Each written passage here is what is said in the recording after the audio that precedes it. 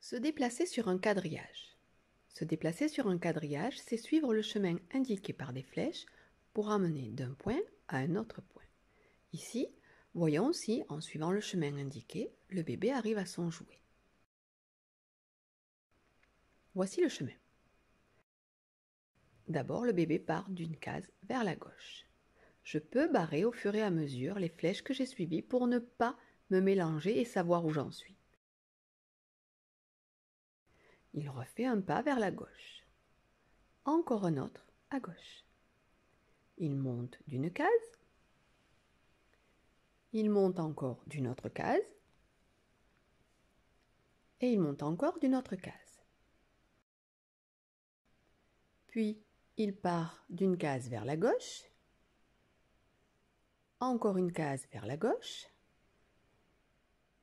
Ensuite, il monte d'une case. Et il monte encore d'une case.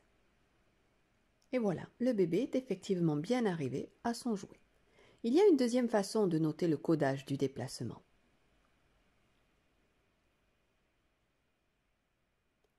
Voici celui que nous venons de suivre à l'instant. Et voici comment il aurait pu se présenter.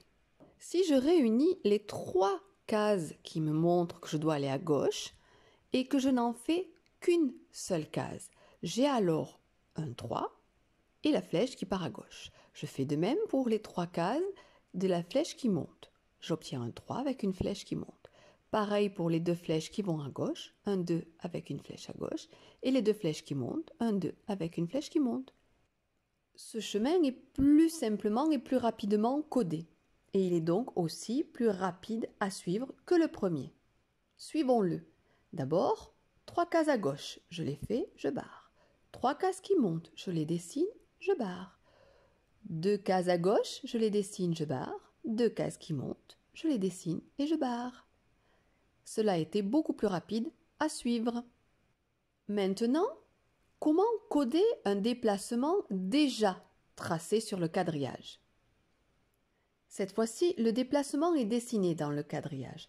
À nous de le noter comme un code à suivre. Notons le chemin qui a été dessiné. L'escargot va jusqu'à la salade. Voici le chemin qu'il suit. Notons son chemin. D'abord, il descend d'une case, je le note, et je barre ce que j'ai fait. Il descend à nouveau d'une case, et je barre. Puis, je vois qu'il descend d'une case encore, encore et encore. Puis, une case à gauche, encore une case à gauche, une case qui monte, une autre case qui monte, une case à droite, une case qui monte, une case à gauche, une autre à gauche et une autre à gauche. Barrez bien au fur et à mesure ce que vous avez noté.